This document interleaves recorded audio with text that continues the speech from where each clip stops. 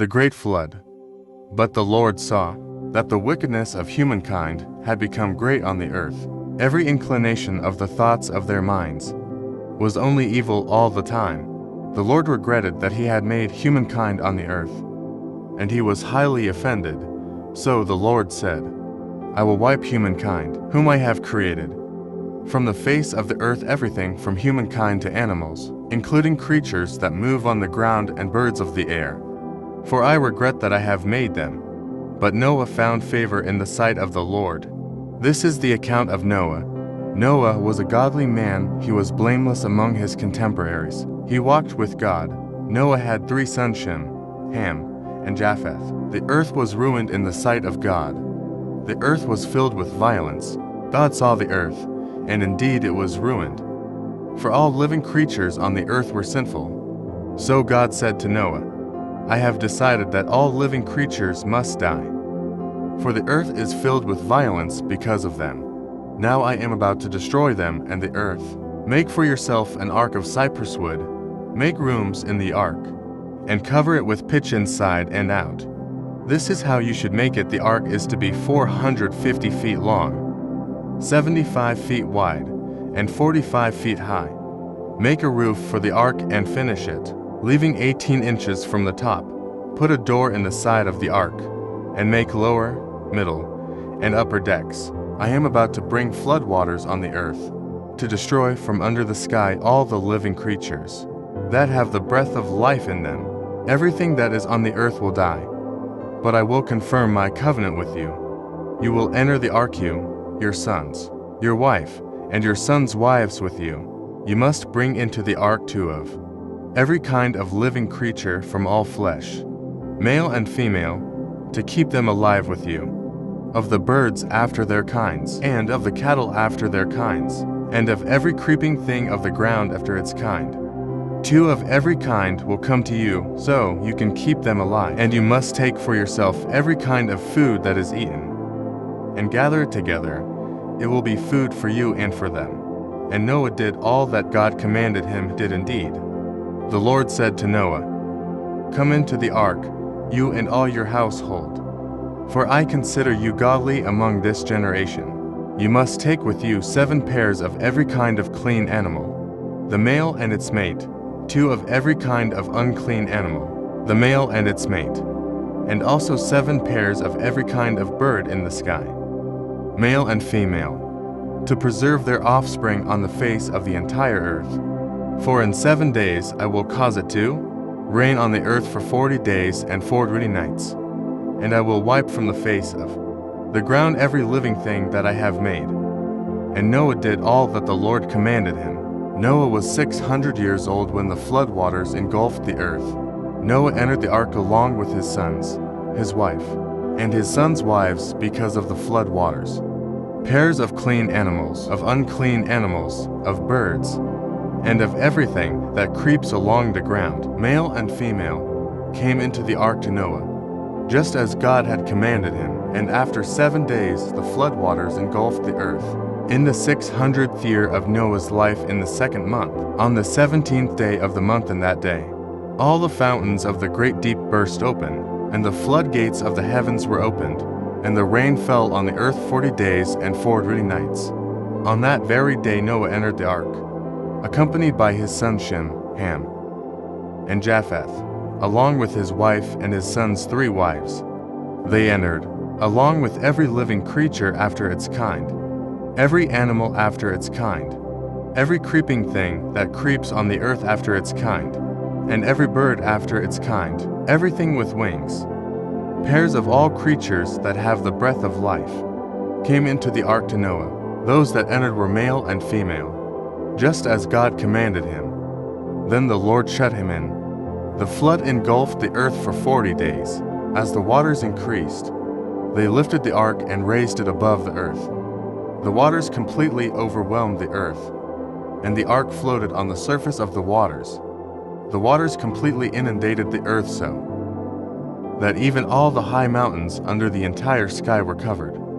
The waters rose more than 20 feet above the mountains, and all living things that moved on the earth died, including the birds, domestic animals, wild animals, all the creatures that swarm over the earth, and all humankind, everything on dry land that had the breath of life in its nostrils died. So the Lord destroyed every living thing that was on the surface of the ground, including people, animals, creatures that creep along the ground, and birds of the sky. They were wiped off the earth. Only Noah and those who were with him in the ark survived. The waters prevailed over the earth for 150 days. But God remembered Noah and all the wild animals and domestic animals that were with him in the ark. God caused a wind to blow over the earth, and the waters receded. The fountains of the deep and the floodgates of heaven were closed, and the rain stopped falling from the sky. The waters kept receding steadily from the earth, so that they had gone down by the end of the 150 days. On the 17th day of the 7th month, the ark came to rest on one of the mountains of Ararat. The waters kept on receding until the 10th month. On the first day of the 10th month, the tops of the mountains became visible. At the end of 40 days, Noah opened the window he had made in the ark and sent out a raven. It kept flying back and forth until the waters had dried up on the earth. Then Noah sent out a dove to see if the waters had receded from the surface of the ground. The dove could not find a resting place for its feet, because water still covered the surface of the entire earth. And so it returned to Noah in the ark. He stretched out his hand, took the dove, and brought it back into the ark. He waited 7 more days and then sent out the dove again from the ark. When the dove returned to him in the evening, there was a freshly plucked olive leaf in its beak. Noah knew that the waters had receded from the earth. He waited another 7 days and sent the dove out again, but it did not return to him this time. In Noah's 601st year, in the first day of the first month, the waters had dried up from the earth, and Noah removed the covering from the ark and saw that the surface of the ground was dry. And by the 27th day of the 2nd month the earth was dry. Then God spoke to Noah and said, "Come out of the ark, you, your wife, your sons, and your sons' wives with you. Bring out with you all the living creatures that are with you. Bring out every living thing, including the birds, animals, and every creeping thing that creeps on the earth. Let them increase and be fruitful and multiply on the earth." Noah went out along with his sons, his wife, and his sons' wives.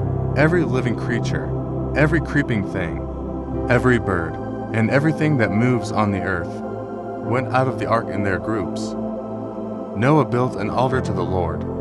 He then took some of every kind of clean animal and clean bird and offered burnt offerings on the altar. And the Lord smelled the soothing aroma and said to himself, "I will never again curse the ground because of humankind, even though the inclination of their minds is evil from childhood on. I will never again destroy everything that lives, as I have just done, while the earth continues to exist, planting time and harvest, cold and heat, summer and winter, and day and night will not cease." Then God blessed Noah and his sons and said to them, "Be fruitful and multiply and fill the earth. Every living creature of the earth and every bird of the sky will be terrified of you. Everything that creeps on the ground and all the fish of the sea are under your authority. You may eat any moving thing that lives. As I gave you the green plants, I now give you everything. But you must not eat meat with its life, that is, its blood in it. For your lifeblood I will surely exact punishment. From every living creature I will exact punishment. From each person I will exact punishment for the life of the individual, since the man was his relative. Whoever sheds human blood by other humans, must his blood be shed. For in God's image God has made humankind. But as for you, be fruitful and multiply, increase abundantly on the earth, and multiply on it." God said to Noah and his sons, "Look, I now confirm my covenant with you and your descendants after you, and with every living creature that is with you, including the birds, the domestic animals, and every living creature of the earth with you, all those that came out of the ark. With every living creature of the earth I confirm my covenant with you. Never again will all living things be wiped out by the waters of a flood. Never again will a flood destroy the earth. And God said, "This is the guarantee of the covenant I am making with you and every living creature with you, a covenant for all subsequent generations. I will place my rainbow in the clouds, and it will become a guarantee of the covenant between me and the earth. Whenever I bring clouds over the earth, and the rainbow appears in the clouds, then I will remember my covenant with you, and with all living creatures of all kinds. Never again will the waters become a flood, and destroy all living things. When the rainbow is in the clouds, I will notice it and remember the perpetual covenant between God and all living creatures of all kinds that are on the earth." So God said to Noah, "This is the guarantee of the covenant that I am confirming between me and all living things that are on the earth." Thank you for watching. God bless you.